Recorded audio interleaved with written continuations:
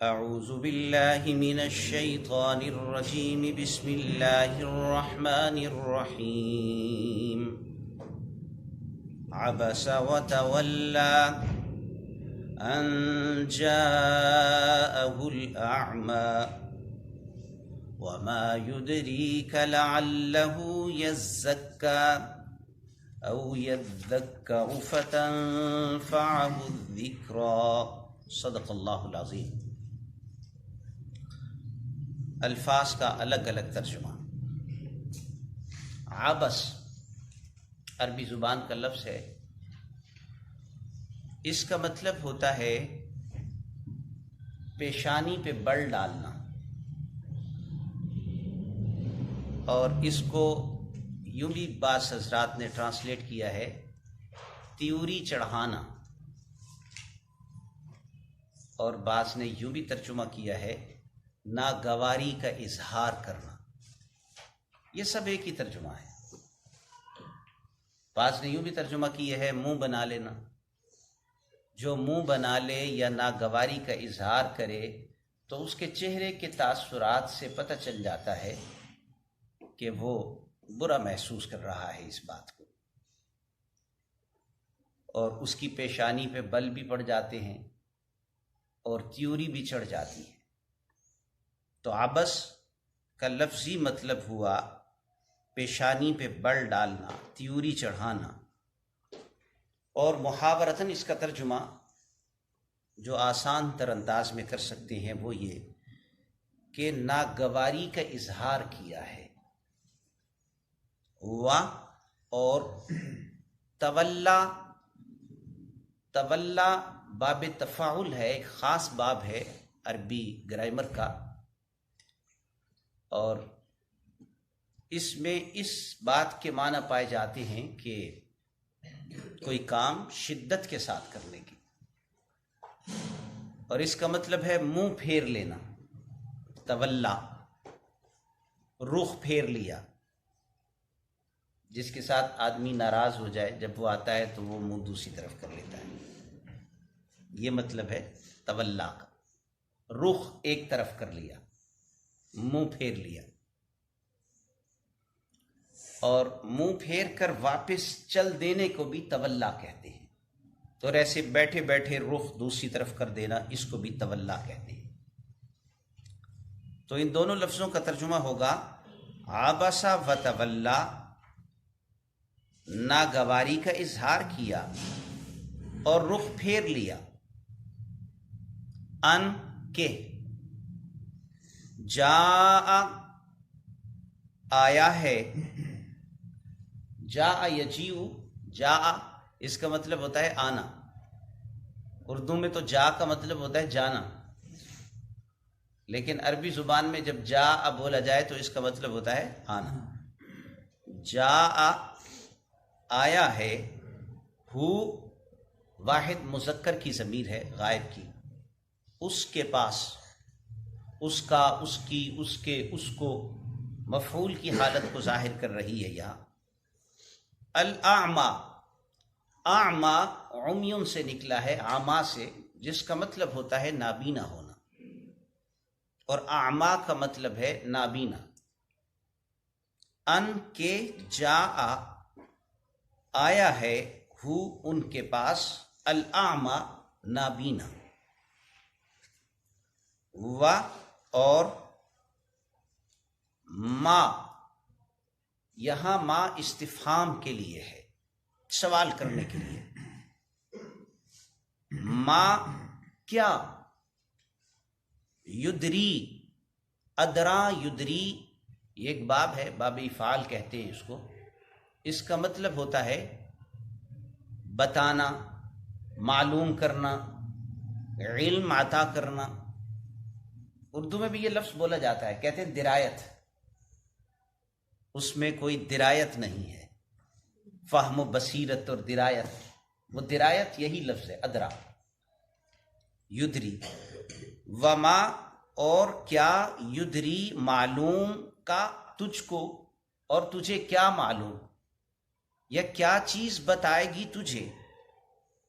لعل اس کو کہتے ہیں حرف ترجی، ترجی کا مطلب ہوتا ہے کسی چیز کے بارے میں پر امید کرنا، شاید کہ۔ ایک ہوتی ہے تمنا، اس کے لیے عربی زبان میں لفظ بولا جاتا ہے لیتا، لیتا کا مطلب ہوتا ہے کاش، اور لعل کا مطلب ہوتا ہے شاید کہ۔ لعل شاید کہ، ہو وہ، یزکا پاکیزگی اختیار کر لے، یزکا یہ بھی ایک خاص باب ہے، الزکا یزکا اس کو باب افعول کہتے ہیں، اتطہر یطہر جو ایک مخصوص باب سے بنتا ہے، باب تفاعل سے۔ اس میں بھی کثرت اور شدت کے معنی پائے جاتے ہیں، جو زا کے اوپر شد آئی، جو کاف کے اوپر شد آئی۔ اس کے اصل حروف ہیں زکات یا زکا، اور زکات کا کیا مطلب ہوتا ہے عربی زبان میں؟ پاکیزگی۔ تزکیہ بھی اسی سے ہے، سلوک، تصوف، تزکیہ، پاکیزگی۔ تو یزکا وہ پاکیزگی اختیار کر لے۔ زکوٰۃ ادا کرنے سے بھی بقیہ مال پاک ہو جاتا ہے، اس لیے اس کو زکوٰۃ کہتے ہیں۔ او یا یذکر وہ نصیحت حاصل کرے، یذکر یہ بھی وہی باب ہے جو یزکا ہے، اور اس کے اصل حروف ہیں ذکر۔ ذکر کا مطلب یاد کرنا بھی آتا ہے، ذکر کا مطلب نصیحت کرنا بھی آتا ہے۔ یذکر نصیحت حاصل کرے، پس تنفع نفع سے نکلا ہے، تنفع نفع دے، اور یہ جو شروع میں تا رہا ہے تنفع، یہ تا مؤنث کی علامت ہے، کیونکہ بعد میں الذکر آ رہا ہے جو نصیحت کے معنوں میں ہے۔ عربی زبان میں، اردو میں بھی نصیحت کا لفظ، ذکرہ کا لفظ مؤنث استعمال ہوتا ہے، اس وجہ سے شروع میں جو فعل اور ورب لے کے آئے وہ مؤنث لے کے آئے۔ تنفع نفع دے، ہو اس کو، الذکر نصیحت۔ اما عربی زبان میں متعدد معنی کے لیے آتا ہے، اس کا جو مشہور معنی ہے وہ یہ کہ اما ایک بات کو کھول کر تفصیل سے بیان کرنے کے لیے آتا ہے، اور اس کا ترجمہ کرتے ہیں بہرحال، اور کبھی یہ بھی ترجمہ کرتے ہیں رہا۔ رہا وہ والا نہیں جو رہنا ہوتا ہے گھر میں، یہ رہا وہ رہی یہ بات، اس معنوں میں جو رہا استعمال ہوتا ہے اس کے لیے بھی اما کا لفظ بولا جاتا ہے۔ اور بعض اوقات اس کا ترجمہ لیکن بھی کر لیتے ہیں، یعنی جس لفظ کے ساتھ کسی بات کی تفصیل بیان کرنا مقصود ہو تو اما اس معنوں میں استعمال ہوتا ہے۔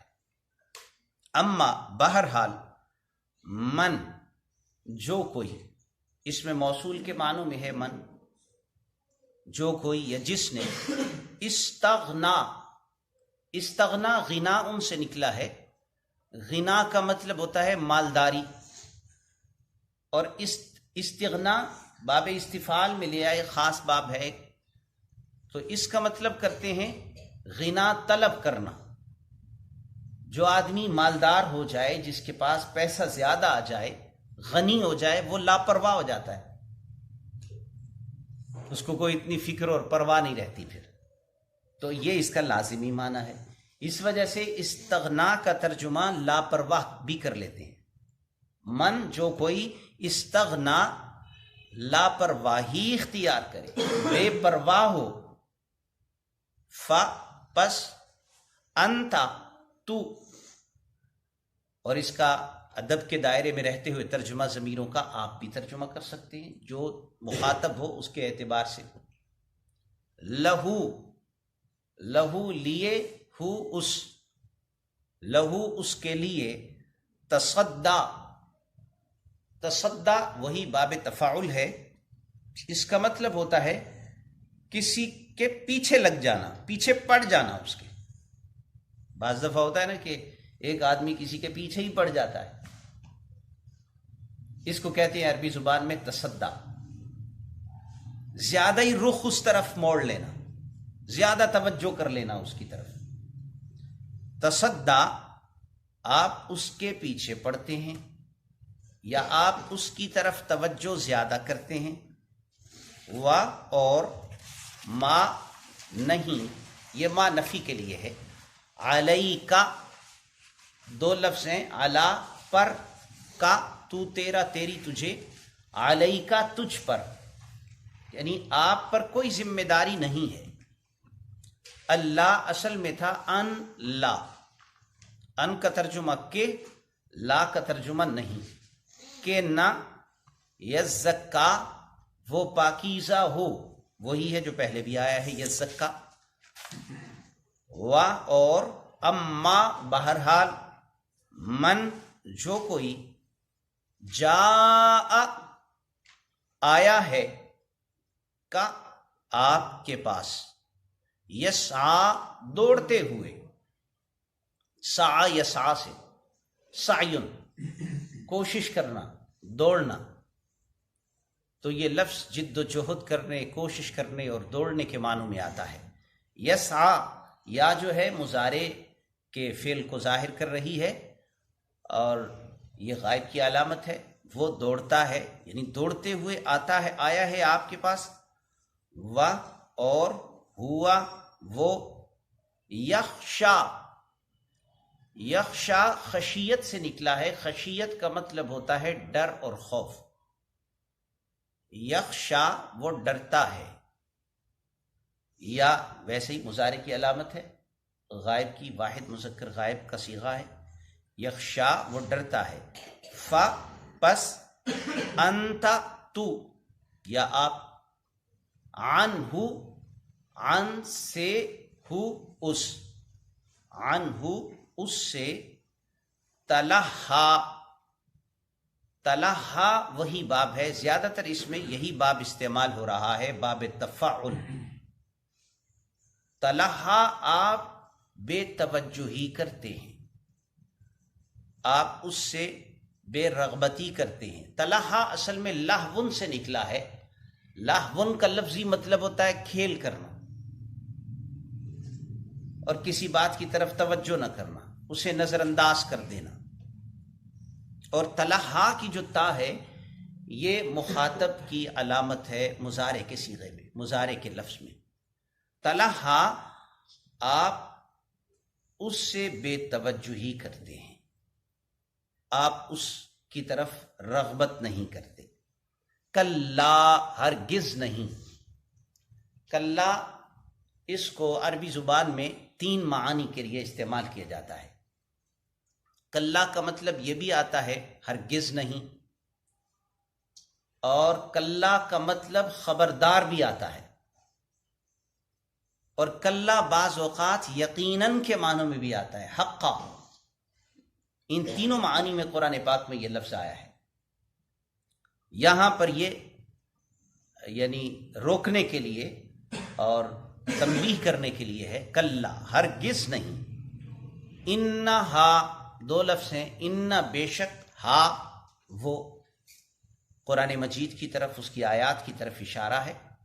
بے شک وہ تذکرتن، تذکرہ نصیحت ہے، ذکرہ بھی نصیحت ہے، تذکرہ بھی نصیحت ہے. اردو زبان میں بھی تذکرہ کا لفظ بولا جاتا ہے، بعض کتابوں کا نام بھی ہے تذکرہ. تو تذکرہ ہمارے ہاں تو اس معنوں میں استعمال ہوتا ہے، اس نے فلانے کا تذکرہ کیا، یعنی اس کا ذکر کیا. تو عربی زبان میں تذکرہ نصیحت کے معنوں میں استعمال ہوتا ہے. انہا تذکرہ بے شک یہ نصیحت ہے. پس من جو کوئی، شاء چاہے، شاء یشاء مشیت سے نکلا ہے. جیسے ہم کہتے ہیں نا انشاء اللہ، تو شاء کا کیا ترجمہ ہے؟ چاہے. شاء چاہے، ذکرہ، ذکرہ کا مطلب ہے یاد رکھے، ذکر سے، ہو اس کو، بس جو چاہے تو اس کو یاد رکھے.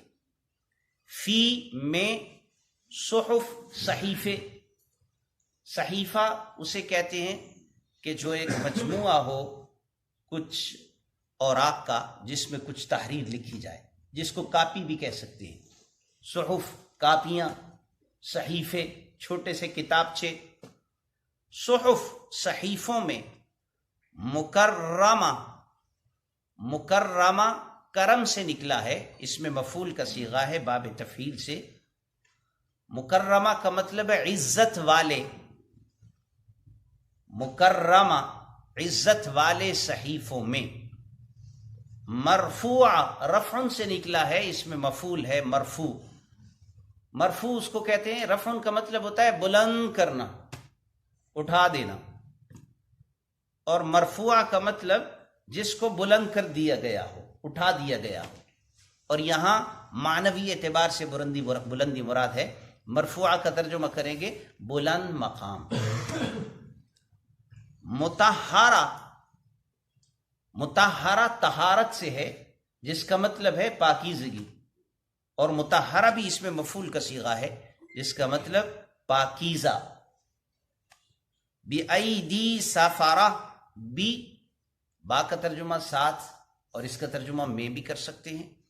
ایدی جمع ہے یدن کی، یدن کا مطلب ہوتا ہے ہاتھ، اور ایدی ہاتھوں، بِأَيْدِي ہاتھوں میں، سفاراتن، سفارہ سافر کی جمع ہے، سافر کا مطلب ہوتا ہے لکھنے والا، تحریر کرنے والا۔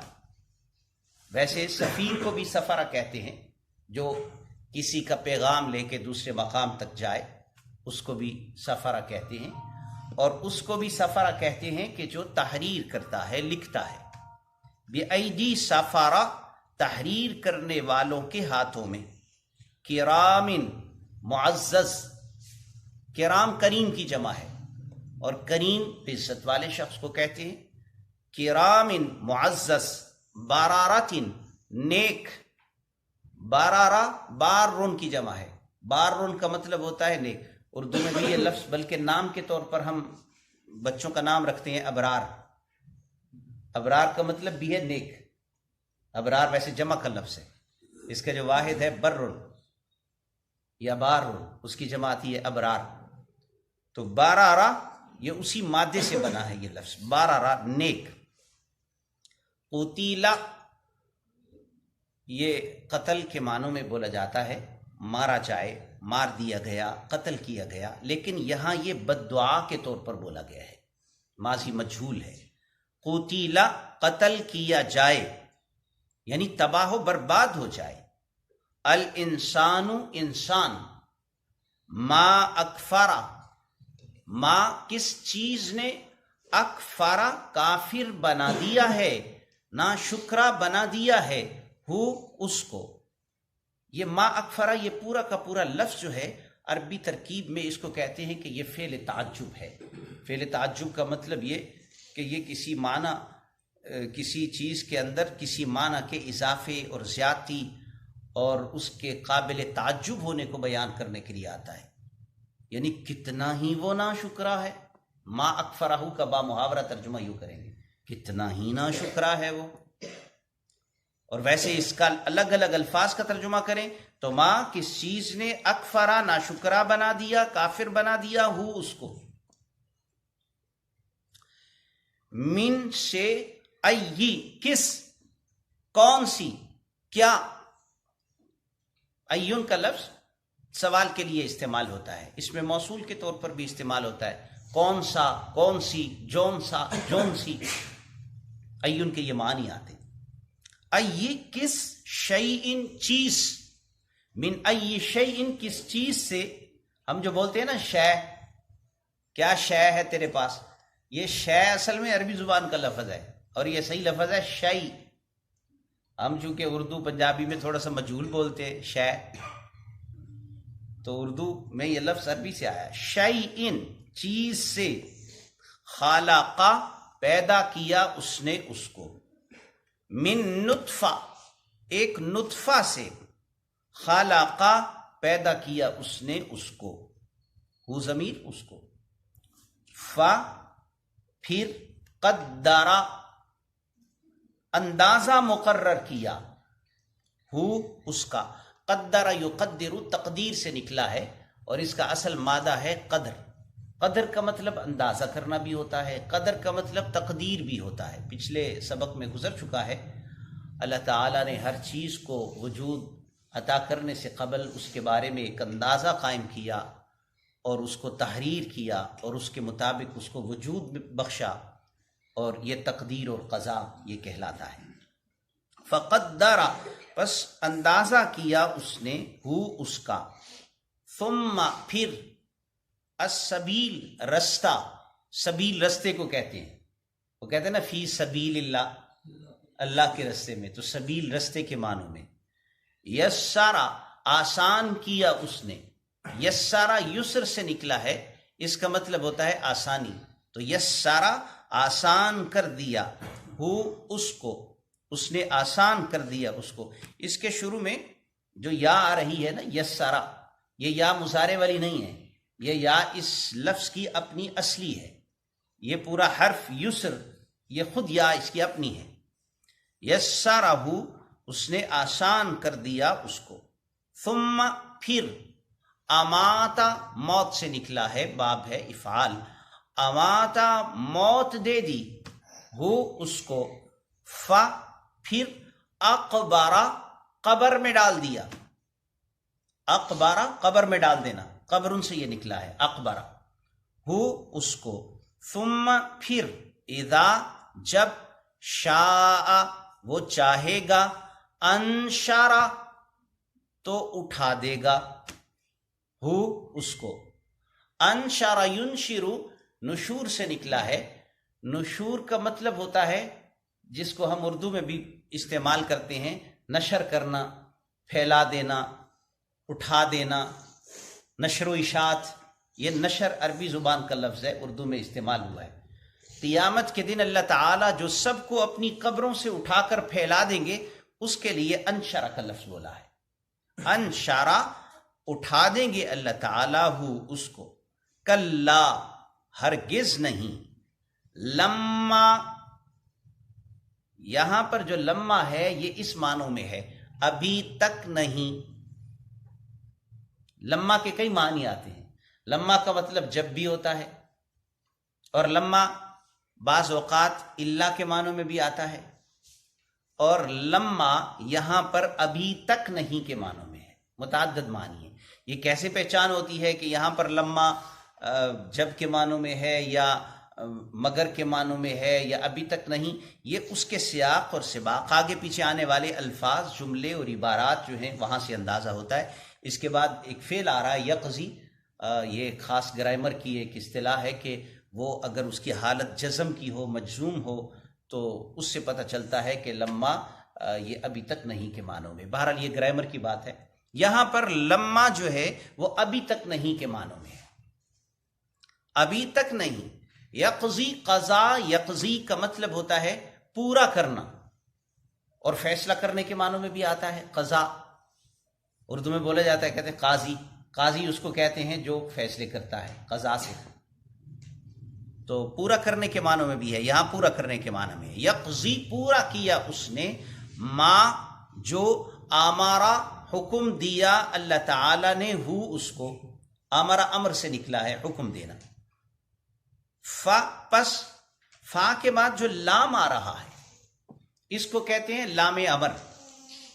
فلینظر، یہ لام جب دو لفظوں کے درمیان میں آئے تو ساکن ہو جاتا ہے، اگر فا نہ ہوتا اس کے شروع میں تو یہ ہوتا لی انظر، اور اس کا مطلب کرتے چاہیے کہ دیکھے۔ یہ لام وہ والا نہیں ہے جو لام تاکے کے معنوں میں آتا ہے، اس کو کہتے ہیں لام کئی۔ کئی کا مطلب بھی تاکے ہوتا ہے، اس لام کا مطلب بھی تاکے کرتے ہیں، اور ایک اور لام بھی ہے جو آپ نے للہ کے شروع میں یعنی اسم کے شروع میں آتا ہے، اس لام کا مطلب کرتے ہیں کے لیے۔ یہ لام امر ہے، جو امر کے جو غائب کے الفاظ ہوتے ہیں یا جو متکلم کے الفاظ ہوتے ہیں ان کے شروع میں یہ لام لگایا جاتا ہے، اور یہ ترغیب کے لیے بولا جاتا ہے، چاہیے کہ وہ کرے، چاہیے کہ ہم کریں، یہ اس معنوں میں۔ فلینظر، پس چاہیے کہ دیکھے انسان، الانسان انسان، الی طعامی، الی طرف، طعام کھانا، ہی اس کا، انا، یہ دو لفظ تھے، ایک انا اور دوسرا نا۔ انا کا مطلب کہ بھی کرتے ہیں، انا کا مطلب بے شک بھی کر سکتے ہیں۔ نا ہم نے، سبب نا سبن سے نکلا ہے، سبن کا لفظی مطلب ہوتا ہے کسی چیز کو انڈیلنا، اور برسانے اور بہانے کے معنوں میں بھی ہے. جیسے بادلوں میں پانی ہے، جب بارش برس رہی ہے گویا کہ اللہ تعالیٰ اس بارش کو بادلوں سے نیچے انڈیل رہے ہیں. تو سببنا، ہم نے برسایا، الماء پانی، صبا انڈیلنا، بہانا، برسانا، یہ اسی کا مصدر ہے سببنا، اور اس میں کثرت کے معنی ہے. سببنا سبن، ہم نے برسایا کثرت سے برسانا. ثم پھر، شققنا، شقن سے نکلا ہے. شقن کا مطلب ہوتا ہے پھاڑنا. آپ نے لفظ سنا ہے شق القمر، جو حضور صلی اللہ علیہ وسلم کا معجزہ تھا. چاند شق ہو گیا، 2 ٹکڑے. تو شق کا مطلب ہوتا ہے پھاڑنا، ٹکڑے ٹکڑے کرنا. شققنا، پھاڑا ہم نے. ہم کس لفظ کا ترجمہ ہوگا؟ ناک. الارض، زمین کو. شقن، یہ اسی کا مصدر ہے پھاڑنا. ہم نے زمین کو عجیب طریقے سے پھاڑا. پس انبتنا، اگایا ہم نے. انبتا انبات سے ہے، اس کا مطلب ہوتا ہے اگانا. اس کے اصل حرف ہیں نبتا. اردو میں بھی یہ لفظ بولا جاتا ہے نباتات. زمین سے اگنے والی سبزیاں، ترکاریاں، ان کو نباتات کہتے ہیں، پودے وغیرہ. انبتنا، اگایا ہم نے. فیہا، اس میں. یہ ہاں ضمیر لوٹ رہی ہے از زمین کی طرف، یعنی زمین میں. حبن، غلہ، اناج، جیسے گندم ہے، جیسے دیگر اناج کی اقسام ہے. حبن، غلہ.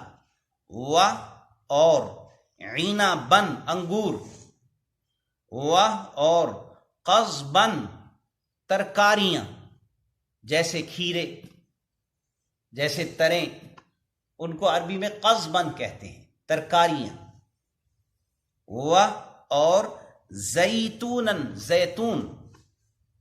و نخلن، اور کھجور. و، اور. حدائق، باغات. حدائق حدیقہ کی جمع ہے، حدیقہ باغ کو کہتے ہیں. حدائق، باغات. غلبن، گھنے. غلبن بعض کہتے ہیں کہ یہ غلباء کی جمع ہے، بعض کہتے ہیں غلبا کی جمع ہے. اس کا مطلب ہوتا ہے گھنے، جن کے باہر کی طرف سے اندر نظر نہ آئے، گھنے باغات. و، اور. فاکہتن، میوے. فاکہہ اس پھل کو کہتے ہیں جسے لذت کے لیے کھایا جائے، جیسے کشمش، میوہ جس کو کہتے ہیں، خشک کر کے استعمال کیا جاتا ہے، یا جیسے کھجور کو خشک کیا جائے، چھوارا کھایا جاتا ہے. تو جو خشک میوے استعمال کیے جائیں ان کو فاکہہ کہتے ہیں. وَأَبًّا، اور چارہ. ابن، چارہ. اگر یہ شد کے بغیر ہو نا، اب، تو اس کا مطلب ہوگا باپ، اور اگر شد کے ساتھ ہو ابن، تو اس کا مطلب ہے چارہ. تو دیکھیے ایک شد سے کتنا معنی میں فرق پڑ گیا. متاعن، فائدہ کے لیے. متاعن سے نکلا ہے، متاع سے نکلا ہے فائدہ. متاعن، فائدہ کے لیے. لکم، تمہارے. و، اور. لانعامکم، تمہارے مویشیوں کے. انعام، نعم کی جمع ہے، مویشیوں کو کہا جاتا ہے، جانوروں کو، بکریوں کو، گایوں کو، اونٹوں کو. فَإِذَا، پس جب. جاءت، آ جائے.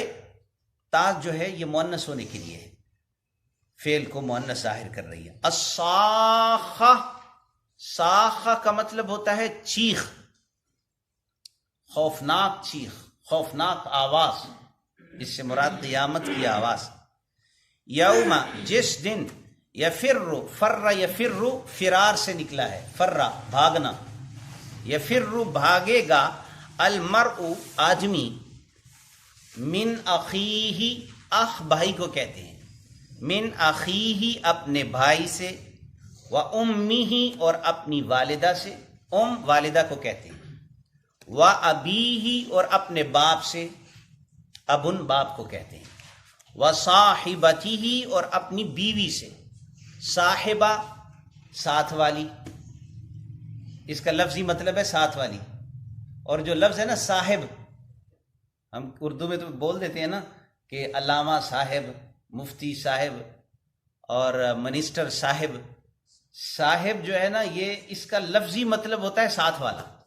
صاحب ساتھ والا. ویسے جو ہے نا یہ عام محاورات میں افسروں کے لیے یہ لفظ خاص ہو گیا. صاحب نے کیا ہے، صاحب یہ کہتے ہیں، تو یہ ایک عزت کا ایک لفظ بن گیا ہے. ویسے اس کا جو اصل مطلب ہے وہ ہے ساتھ والا. تو صاحبتی آخر میں تا ہے تو یہ مؤنث ہونے کو ظاہر کر رہی ہے. صاحبہ کا مطلب ساتھ والی، اور انسان کے ساتھ والی کون ہوتی ہے؟ اس کی بیوی. صاحبتی ہی اس کی بیوی، و بنی ہی اور اس کے بیٹے. ابن کی جمع ہے بنین، بنی، بنو. قرآن پاک میں بھی آتا ہے نا بنی اسرائیل، اسرائیل کے بیٹے. و بنی ہی اور اس کے بیٹے. لکل امرئن لیے کلی ہر امرئن آدمی، ہر آدمی کے لیے، ہر شخص کے لیے، منہم ان میں سے، من سے ہم ان، یوم اذن اس دن، یوم دن، اذن یہ ایک خاص ترکیب ہے. از جب، اور اس کے بعد ایک فعل ہوتا ہے اس کو حذف کر کے زال کے نیچے تنوین کا اضافہ کر دیتے ہیں کسرہ لگا کر. اس پورے کا مطلب ہوتا ہے اس دن. شأنن، شأنن حال کو کہتے ہیں، حالت، کیفیت. شأنن حالت ہوگی، یغنی ہی وہ لاپرواہ بنا دے گی اس کو. یغنی، اغنا، یغنی سے جس کا پہلے بھی مطلب گزر چکا ہے، استغنا، بے پرواہ ہونا، لاپرواہ ہونا. یغنی لاپرواہ بنا دے گی وہ حالت ہی اس کو. وجوہن چہرے، وجوہن وجہن کی جمع ہے، وجہن چہرے کو کہتے ہیں عربی زبان میں. وجوہن چہرے یعنی کچھ چہرے. یومئذ اس دن، مسفرتن، مسفرتن کا مطلب ہوتا ہے روشن، چمکتے ہوئے. کچھ چہرے اس دن چمکتے ہوں گے. ضاحکتن مسکراتے ہوں گے. ضاحکتن ضحکن سے نکلا ہے، ضاحکہ کا اسم فاعل ہے. مسفرتن بھی اسم فاعل ہے، ضاحکتن بھی اسم فاعل ہے، مستبشرتن بھی اسم فاعل ہے جو آگے آ رہا ہے. ضاحکتن ہنسنا، مسکرانا. دیکھیں ایک ہوتا ہے یہ صرف اتنی سی مسکراہٹ، اس کو تبسم کہتے ہیں. اور ایک ہے ہلکا سا منہ کھل جائے، تھوڑا سا منہ بھی کھل جائے اور چہرے پر مسکراہٹ ہو، اس کو ضحک کہتے ہیں. اور ایک ہوتا ہے فل زور کے ساتھ پورا منہ کھول کر ہنسنا، اس کو قہقہا کہتے ہیں. حضور صلی اللہ علیہ وسلم نے کبھی قہقہا نہیں لگایا تھا، آپ ہمیشہ تبسم فرماتے تھے یا مسکراتے تھے، ضحک فرماتے تھے. مستبشرتن، مستبشرہ بشارت سے نکلا ہے، بشارت کا مطلب خوشخبری. مستبشرتن خوشخبری پانے والے یا خوش ہونے والے. و اور وجوہن کچھ چہرے، یومئذ اس دن، علیہا ان پر، علی پر، ہا ان، غبارتن، غبارتن غبار کے معنوں میں ہے. غبار کو غبارہ بھی کہتے ہیں، غبار بھی عربی زبان کا لفظ ہے. غباراتن غبار ہوگا، مٹی پڑی ہوگی چہروں پر. ترحقھا، ترحق، رحیق یرحق، اس کا مطلب ہوتا ہے چھا جانا، چڑھ جانا، غالب آ جانا. ترحق چھائی ہوگی، ہا ان پر، ان چہروں پر. قطراتن سیاہی، قطارہ سیاہی کو بھی کہتے ہیں، اور اس لک کو بھی کہتے ہیں جو روڈوں کے اوپر، سڑکوں کے اوپر ڈالی جاتی ہے، لک، وہ بھی سیاہ ہوتی ہے. قطراتن سیاہی. اولئک وہ لوگ، ہم وہی، الکفارہ کافر کی جمع ہے، کافر ہیں. الفجرہ فاجر کی جمع ہے، فاسق و فاجر. عبس و تولی ناگواری کا اظہار کیا ہے اور منہ پھیر لیا ہے. ان جاءہ الاعمی اس لیے کہ ان کے پاس ایک نابینا آیا ہے. وما یدریکا اور آپ کو کیا معلوم لعلہ یزکا شاید کہ وہ پاکیزگی اختیار کر لے، او یذکر یا وہ نصیحت حاصل کرے، فتنفعہ الذکریٰ تو نفع دے اس کو نصیحت۔ اما بہرحال من استغنا جو لاپرواہی اختیار کرتا ہے، فانت پس آپ لہو اس کے تصدی پیچھے پڑ جاتے ہیں یا اس کی طرف توجہ زیادہ کرتے ہیں۔ وما اور نہیں ہے علیکا آپ پر یعنی آپ کے ذمے، اللہ یزکا کہ وہ پاکیزگی اختیار نہیں کرتا۔ وَأَمَّا اور بہرحال من جو کوئی جاءکا آیا ہے آپ کے پاس، یسعی دوڑتے ہوئے، وہوا اور وہ یخشا ڈرتا بھی ہے، فأنت پس آپ عنہ اس سے تلہا بے رخی کرتے ہیں۔ کلا ہرگز نہیں، انہا بے شک یہ تذکرۃ نصیحت ہے، فمن پس جو کوئی شاء چاہے ذکر یاد کرے اس کو، فی صحف مکرمہ معزز صحیفوں میں ہے، مرفوعۃ مطہرہ بلند مقام اور پاکیزہ ہے، بِأَيْدِي سَفَرَہ لکھنے والوں کے ہاتھوں میں، کرام بررہ جو معزز ہیں نیک ہیں، قتل الانسان ما اکفرہ انسان تباہ ہو جائے کتنا ہی وہ ناشکرا ہے، من ای شیء خلق کس چیز سے اللہ نے اس کو پیدا کیا ہے، من نطفۃ ایک نطفہ سے، خلقہ اس نے اس کو پیدا کیا ہے، فقدرہ پھر اس کا ایک انداز قائم کیا ہے، ثم السبیل یسرہ پھر رستے کو اس نے اس کے لیے آسان کر دیا ہے، ثم اماتہ فاقبرہ پھر اللہ تعالیٰ نے اس کو موت دے دی پھر اس کو قبر میں ڈال دیا، ثم اذا شاء پھر جب وہ چاہے گا، انشرہ وہ اس کو اٹھا دے گا، کلا ہرگز نہیں، لما ابھی تک نہیں، یقضی اس انسان نے پورا کیا، ما امرہ وہ جس کا اس نے حکم دیا ہے اس کو، فلینظر الانسان پس چاہیے کہ دیکھ لے انسان، الی طعامہ اپنے کھانے کی طرف، انا کہ ہم نے سببنا الماء پانی کو برسایا ہے، سبا بہت برسانا، ثم پھر شققنا ہم نے پھاڑا ہے، الارض زمین کو، شقاً عجیب طریقے سے پھاڑنا، فانبتنا پھر ہم نے اگائے ہیں، فیہا اس میں، حباً غلہ، وعنباً اور انگور، وقضباً اور ترکاری، وزیتوناً اور زیتون، ونخلا اور کھجور یا کھجور کا درخت، وحدائق غلبا اور گھنے باغات، وفاکہتاً اور میوے، وابا اور چارہ، متاعا لکم تمہارے فائدے کے لیے، وَلِأَنْعَامِكُمْ اور تمہارے مویشیوں کے لیے، فَإِذَا جاءت پس جب آ جائے، الصاخہ ایک خوفناک چیخ، یوم جس دن، یفر بھاگے گا، المرء آدمی، من اخیہ اپنے بھائی سے، و امہ اور اپنی ماں سے، و ابیہ اور اپنے باپ سے، و صاحبتہ اور اپنی بیوی سے،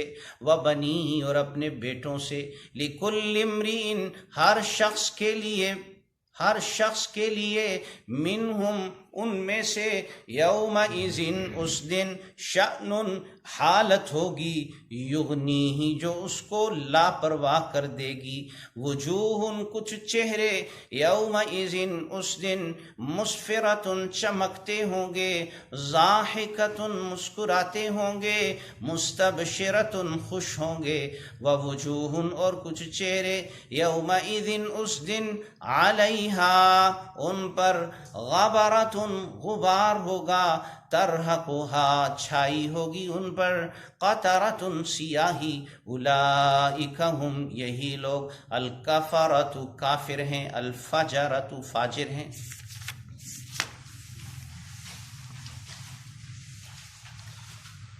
سورۃ عبس، اس سورت کا پس منظر یہ ہے، نبی مکرم صلی اللہ علیہ وسلم ایک مرتبہ تشریف فرما تھے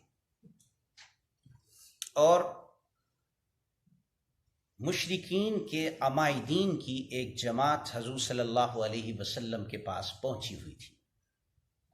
ویسے تو آپ صلی اللہ علیہ وسلم انفراداً بھی ان کو دعوت دیتے تھے اور تبلیغ فرماتے تھے، لیکن اتفاق ہوا کہ وہ سارے اکٹھے ہو کر حضور صلی اللہ علیہ وسلم کی مجلس میں پہنچے ہوئے تھے۔ کس غرض سے آئے تھے اللہ کو معلوم۔ حضور صلی اللہ علیہ وسلم انہیں دعوت دے رہے تھے، تبلیغ کر رہے تھے اور انہیں توحید سمجھا رہے تھے، قرآن سنا رہے تھے، رسالت کے بارے میں بتا رہے تھے۔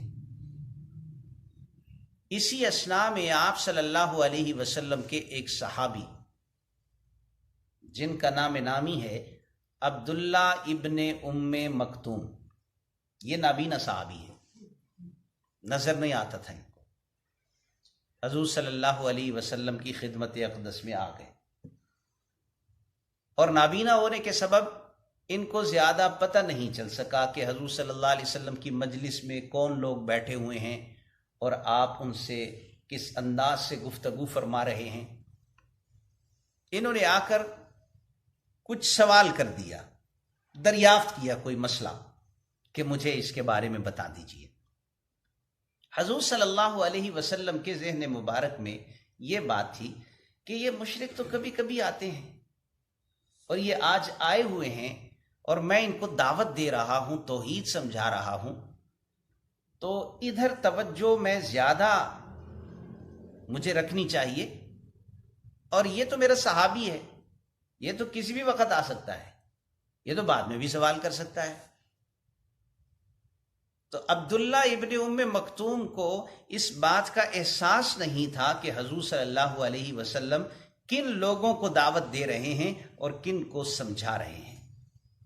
وہ اپنے آپ میں سوال کر رہے تھے کہ اللہ کے رسول بیٹھے ہوئے ہیں اور میں حضور صلی اللہ علیہ وسلم سے فلاں مسئلہ جا کر دریافت کروں گا، آئے اور آتے ساتھ ہی سوال کر دیا۔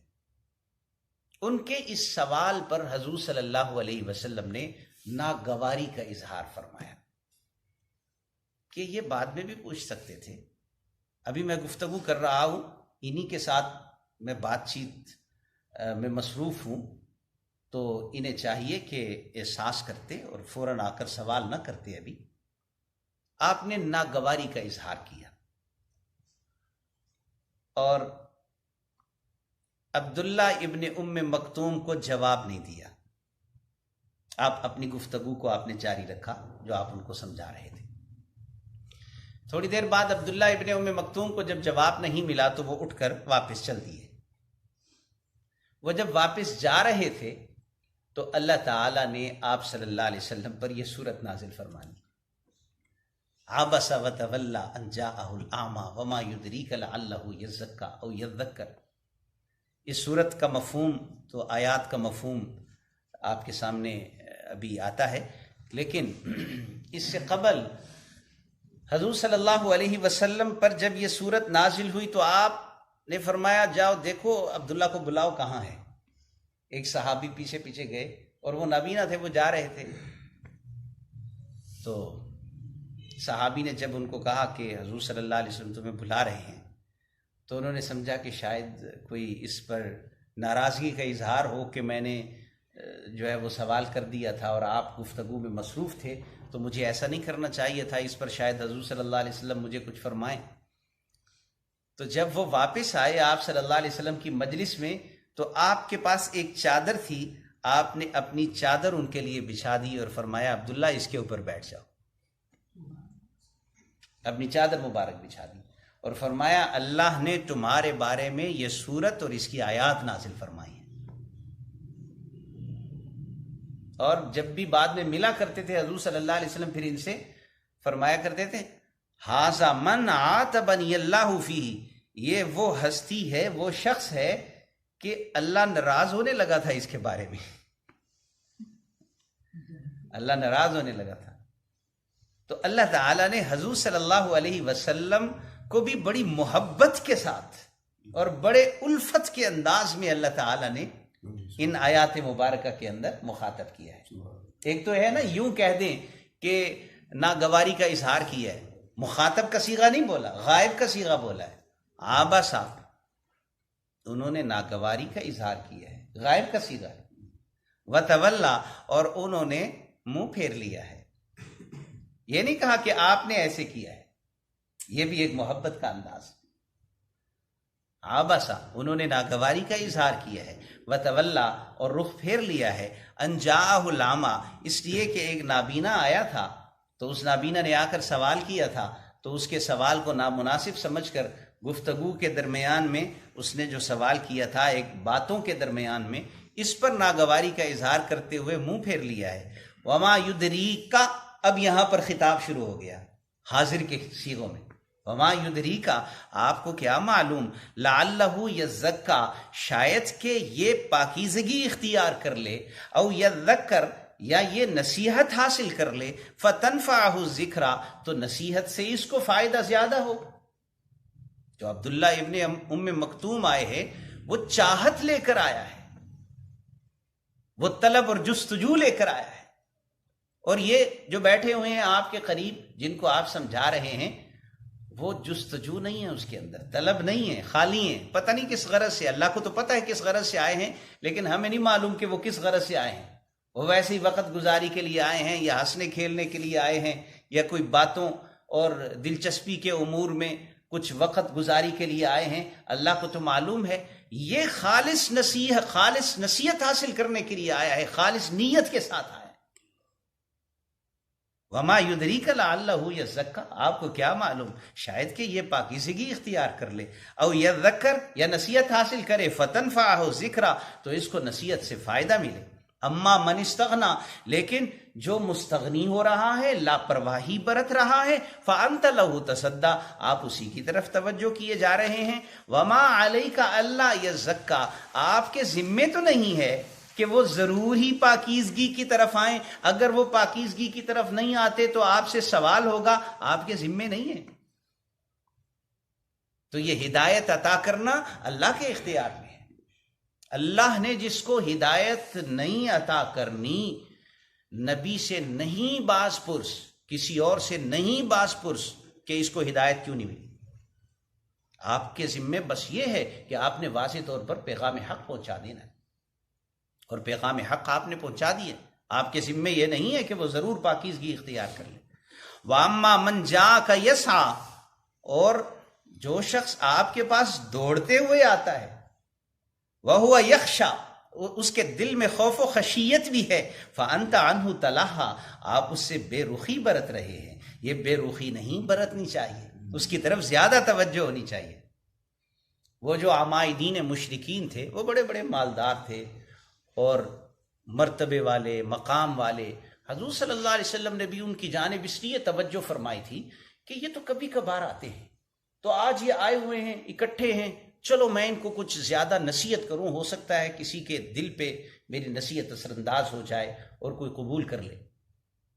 یہ بھی ایک سمجھ آنے والی بات ہے کہ یہ تو کبھی کبھار آتے ہیں، لیکن اللہ کو وہ غریب، غربا، فقیر، محتاج، نابینے جنہوں نے ایمان قبول کر لیا ہے اور اپنے دل کو نور ایمان سے منور کر لیا ہے، اللہ کو ان سے بھی بڑی محبت ہے۔ اللہ یہ چاہتے ہیں کہ ان پر کسی امیر زادے کو ترجیح نہ دی جائے جس کے دل میں ایمان نہ ہو۔ تو اس سے کیا نتیجہ نکلا؟ اس سے نتیجہ یہ نکلا کہ صاحب ایمان کے لیے ترجیح ایمان ہے، توحید ہے، دین پر استقامت ہے۔ آج کل بڑے بڑے اداروں کے اندر کچھ اور ترجیحات ہیں۔ اس کا گریڈ کون سا ہے جی؟ اس کا 9واں گریڈ ہے، اس کا 10واں گریڈ ہے، اس کا 17واں گریڈ ہے، اس کا 20واں گریڈ ہے، اس کا 21واں گریڈ ہے، تو اس کو سلامیں کر رہے ہوتے ہیں کہ جی بڑا اونچا گریڈ ہے جی۔ وہ بھی سمجھتا ہے پتہ نہیں میں کیا بلا بن گیا ہوں۔ یہ گریڈ شریڈ اللہ کے آگے کوئی کام نہیں آتا۔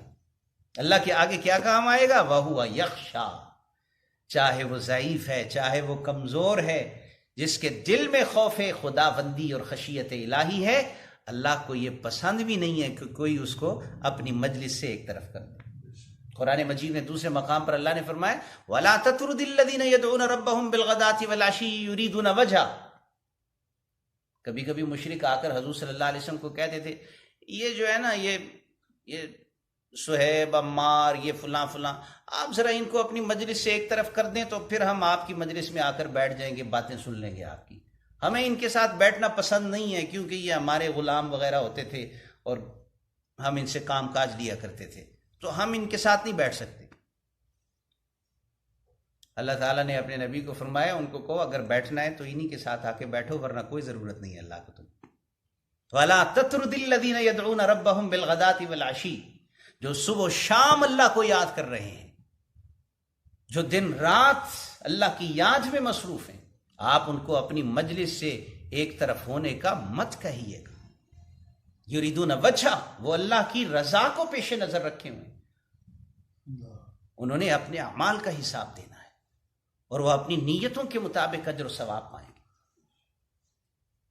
تو فرمایا کلا انہا تذکرہ، ہرگز نہیں، ایسا ہرگز نہیں کرنا چاہیے، انہا تذکرہ، بے شک یہ نصیحتیں ہیں جو ان آیات میں کی جا رہی ہیں۔ تو کیا کہا جاتا ہے اس کو؟ سٹیٹس کو کہتے ہیں۔ یہ جو مصنوعی ہمارا آج کل کا سٹیٹس ہے، یہ کوئی سٹیٹس نہیں حیثیت رکھتا۔ اصل سٹیٹس کیا ہے؟ خوف و خشیت الہی۔ اللہ کہتے ہیں انہا تذکرہ، یہ ہے نصیحت۔ فمن شاء ذکر، جو چاہے تو اس کو یاد رکھے۔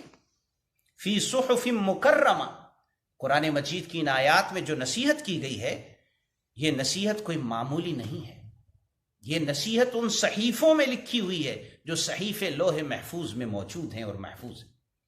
فی صحف مکرمہ، جو بڑے ہی عزت والے صحیفے ہیں، مرفوعہ، بلند مقام ہیں، مطہرہ، پاکیزہ ہیں، بِأَيْدِي سَفَرَہ، فرشتوں کے ہاتھوں میں ہیں، فرشتے انہیں تحریر کر رہے ہیں اللہ کے حکم کے مطابق۔ کرامن، وہ تحریر کرنے والے بڑے معزز، وہ بھی بذات خود بڑے معزز ہیں، بارارہ، نیک ہیں۔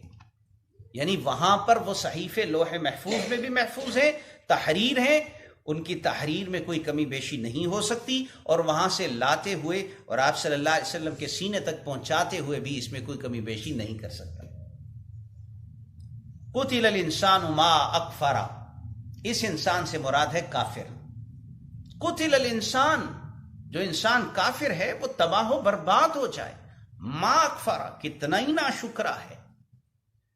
اس کو اپنی حقیقت میں غور و فکر کی طرف متوجہ کیا۔ من ای شیء خلق، انسان دیکھ کہ اللہ تعالیٰ نے تجھے پیدا کس چیز سے کیا ہے؟ کیا تھا تو؟ من نطفہ، ایک گندا قطرہ تھا۔ خلق، اللہ تعالیٰ نے اس کو پیدا کیا، نطفے سے بنایا، فقدر، پھر اللہ تعالیٰ نے اس کی تقدیر مقرر فرمائی اور اس کا اندازہ قائم کیا۔ جب بچہ پیدا ہوتا ہے، اس کی پیدائش سے قبل، نطفہ کے بعد جب مختلف مراحل اس کے اوپر گزرتے ہیں، وہ گوشت بنتا ہے، وہ خون، جمع ہوا خون بنتا ہے، پھر گوشت بنتا ہے، پھر اس کے چھوٹے سے جسم اور وجود کے اندر اس کے ناک، کان، آنکھیں وجود میں آتی ہیں، اس کے ہاتھ بنتے ہیں۔ تو یہ سارے اندازے کون قائم کر رہا ہے؟ اللہ۔ کہیں ایسا ہوا کہ ایک ہاتھ لمبا ہو گیا ہو، دوسرا ہاتھ چھوٹا ہو گیا، یا ایک آنکھ بڑی ہو گئی ہو، دوسری آنکھ چھوٹی ہو گئی ہو؟ اللہ تعالیٰ نے جو اندازے قائم کر لیے ہیں اس نطفہ کو تخلیق کرتے وقت، اللہ تعالیٰ کے وہ بڑے پرفیکٹ اندازے ہیں۔ تو جو جس عضو سے جو طاقت اس کو بخشنی ہے اور جو عمل وابستہ کرنا ہے، مثلا کانوں کو قوت سماعت دی ہے، یہ سنتے ہیں، یہ دیکھتے نہیں ہیں، زبان چکھتی ہے، بولتی ہے، ناک سونگھتا ہے، آنکھیں دیکھتی ہیں، یہ اللہ کے انداز ہیں۔ جس چیز کو جو قوت اور طاقت عطا کی ہے وہی وہ کام کر رہا ہے، اور تمام اعضاء کو اس نے مناسب بنا دیا۔ ثم السبیل یسرا، پھر اللہ تعالیٰ نے رستے کو آسان بنا دیا ہے۔ اللہ تعالیٰ نے اس کو ایک عرصے تک رحم مادر میں رکھا ہے، اور اس کے بعد اللہ تعالیٰ نے اس کو دنیا میں جو بھیجا ہے، تو اللہ ہی ہیں جو اس کے لیے اس دنیا میں آنے کے راستے کو آسان بنا رہے ہیں. اور پھر دنیا میں یہ زمین، اس کو بھی اللہ تعالیٰ نے یہاں پر بھی رہنا چلنا پھرنا آسان بنا دیا ہے. جدھر جائیں آپ، کبھی پہاڑ کی بلندیوں پہ چڑھ جائیں جہاں آکسیجن کم ہوتا ہے، وہاں رہنا مشکل ہو جاتا ہے، اور اگر پہاڑ ہی پہاڑ ہو تو چلنا مشکل ہو جاتا ہے. تو اس زمین پہ رستے کس نے بنائے؟ اللہ تعالیٰ. ثم السبیل یسرا، رستوں کو بھی اللہ تعالیٰ نے آسان بنا دیا. ثم اماتہ فاقبرہ، پھر اللہ تعالیٰ نے اس کو موت دی ہے. فاقبرہ، اور اس کو قبر میں ڈال دیا ہے.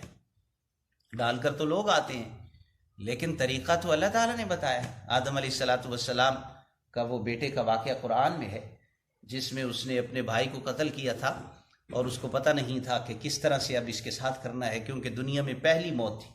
تو اللہ تعالیٰ نے ایک کوے کو بھیجا، مرا ہوا کوا اس نے زمین کے اندر زمین کھود کر دفنایا، مٹی ڈالی، وہاں سے یہ سلسلہ چلا آ رہا ہے.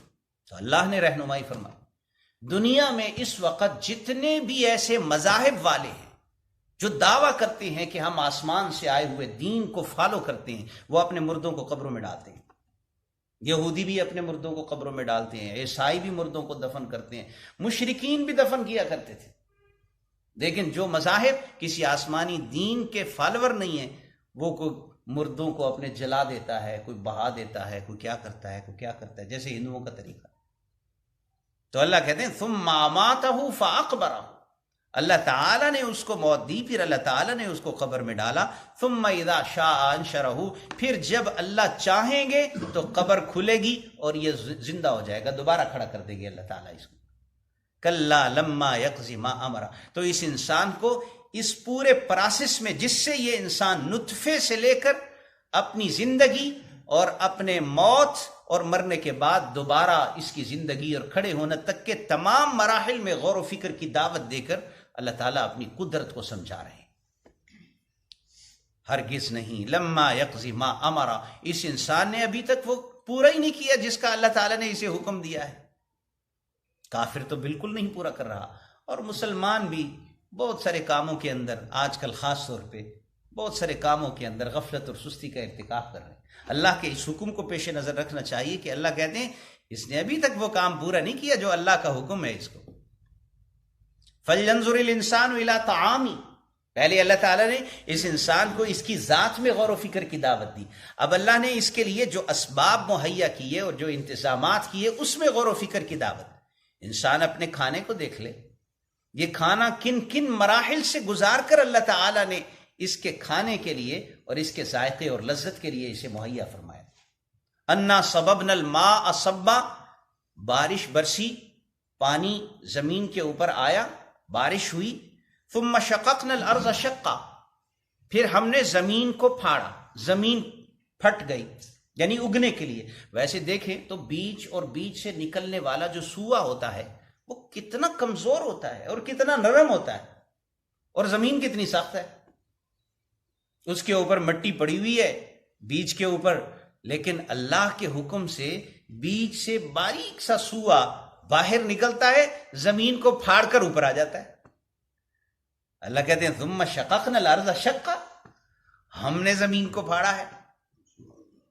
فَأَنبَتْنَا فِيهَا حَبًّا، پھر ہم نے اس میں غلہ اگا دیا ہے، وَعِنَبًا، انگور اگا دیے.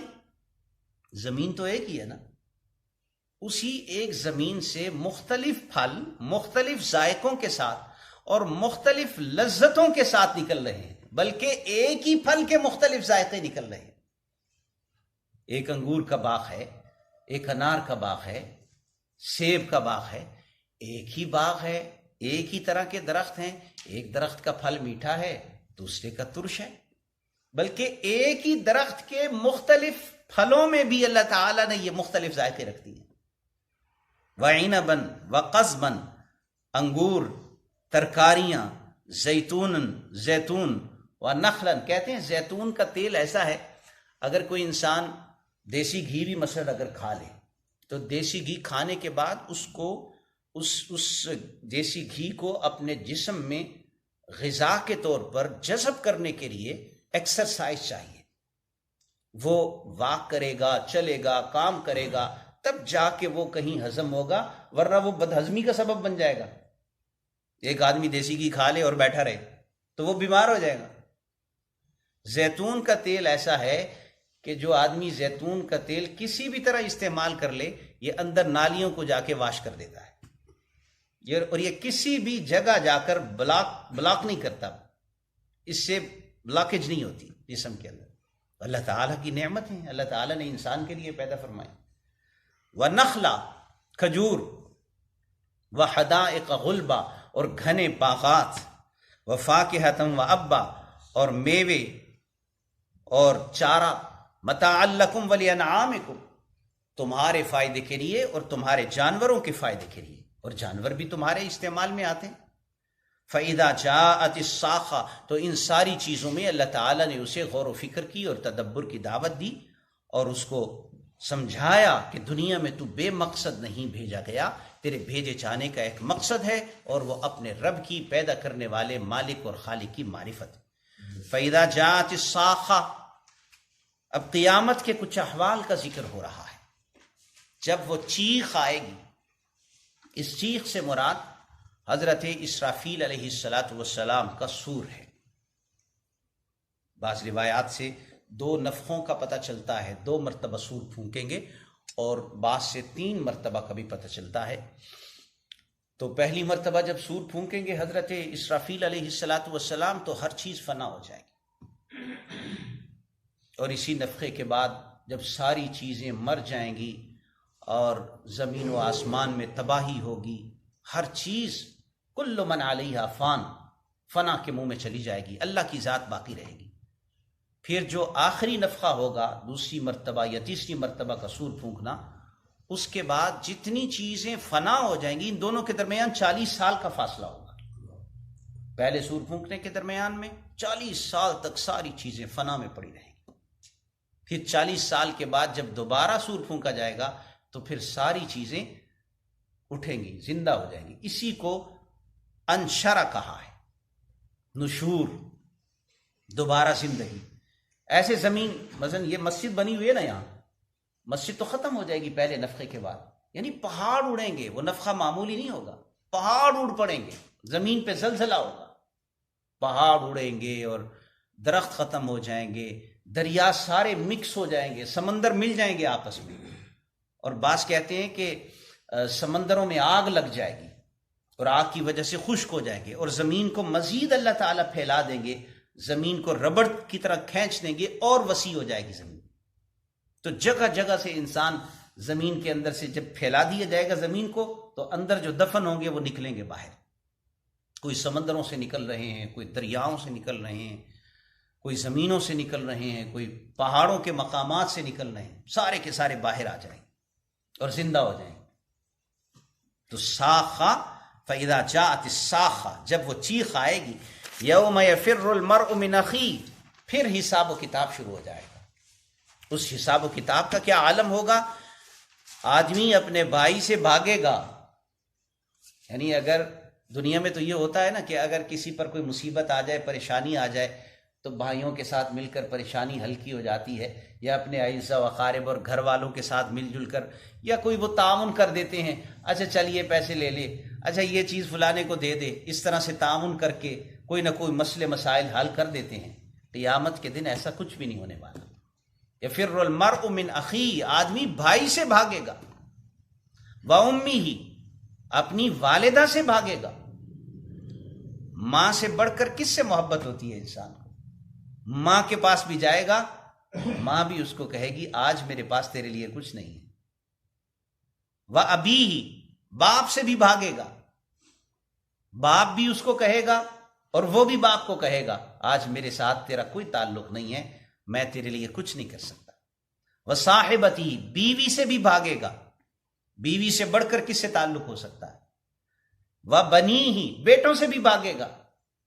لکل امرئ منہم یومئذ شأن یغنی اس دن ہر شخص کا ایسا حال ہوگا کہ اپنی پریشانیوں میں وہ مگن ہوگا، کسی دوسرے کے بارے میں اسے غور و فکر کرنے کا نہ موقع ملے گا اور نہ ہمت ہوگی۔ یہ دن آنے والا ہے۔ اس دن میں اللہ فرماتے ہیں وجوہ یومئذ مسفرہ کچھ چہرے ایسے ہوں گے جو بڑے ہی روشن ہوں گے۔ اللہ ہم سب کو ان میں اللہ تعالیٰ اٹھائے۔ ضاحکۃ مستبشرہ، وہ مسکراتے ہوں گے، مستبشرۃ، اور وہ خوشیوں کا اظہار کر رہے ہوں گے، یعنی اتنا غم ہے ہر طرف اور ان کے چہرے مسکرا رہے ہیں۔ یہ کون سے لوگ؟ یہ اللہ کے وہ نیک بندے توحید کے اوپر، ایمان پر، جنہوں نے استقامت اختیار کی، اور اللہ تعالیٰ نے ان کے چہروں کو آج منور کر دی۔ وَوُجُوهٌ يَوْمَئِذٍ عَلَيْهَا غَبَرَةٌ، اور کچھ چہرے ایسے ہوں گے اس دن کہ ان کے اوپر غبار چھایا ہوا ہوگا۔ جب غبار چھا جائے تو چہرے سیاہ ہو جاتے ہیں۔ تَرْحَقُهَا قَتَرَةٌ، ان کے اوپر سیاہی چھائی ہوگی، کالے سیاہ چہرے ہو چکے ہوں گے، جیسے کسی نے اس کے اوپر تارکول مل دیا ہو، لک مل دی ہو، اس طرح کے چہرے۔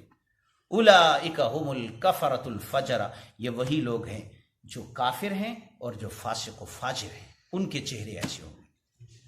تو اس پوری صورت مبارکہ میں اللہ تعالیٰ نے ایک تو اس بات کے متعلق ہماری رہنمائی فرمائی کہ اللہ کے ہاں مرتبے اور مقام کس طرح سے ملتے ہیں، اور دوسرا اپنی تخلیق میں تدبر اور غور و فکر کی دعوت، اور آس پاس کی نعمتوں میں غور و فکر کی دعوت، اور قیامت کے دن کی تیاری۔ ہمارے پاس اس دنیا میں وقت ہے، جو بزرگ ہے، جو جوان ہیں، ابھی وقت ہے، جتنا بھی عرصہ اس دنیا میں، آخرت کی تیاری میں ہمارا وقت گزر جائے۔ جن صحابی کا یہاں واقعہ ذکر ہے، حضور صلی اللہ علیہ وسلم ان کا بڑا اکرام فرماتے تھے۔ پھر جب بھی وہ آیا کرتے تھے حضور کی مجلس میں، آپ ان کو کہتے تھے ادھر آ جاؤ، ادھر آ جاؤ، نزدیک آ جاؤ۔ خاص واقعہ پیش آیا تھا نا، ادھر آ جاؤ، آگے آ جاؤ۔ چادر بچھاتے پھر کہتے ادھر بیٹھو، میرے پاس آ کے بیٹھو، ادھر چادر کے اوپر بیٹھو۔ حضور صلی اللہ علیہ وسلم نے ان کو اذان بھی ان کے سپرد فرما دی تھی، ان کو مؤذن بنا لیا تھا۔ حضرت بلال بھی مؤذن تھے اور عبداللہ ابن ام مکتوم بھی مؤذن تھے، مدینہ میں حضور صلی اللہ علیہ وسلم کے مؤذن۔ بلکہ بعض مرتبہ حضور صلی اللہ علیہ وسلم جب جاتے تھے غزوات میں، جہاد میں، تو پیچھے حضرت عبداللہ ابن ام مکتوم کو مدینہ منورہ کا امیر بنا کے جاتے تھے، اپنا نائب بنا کے جاتے تھے۔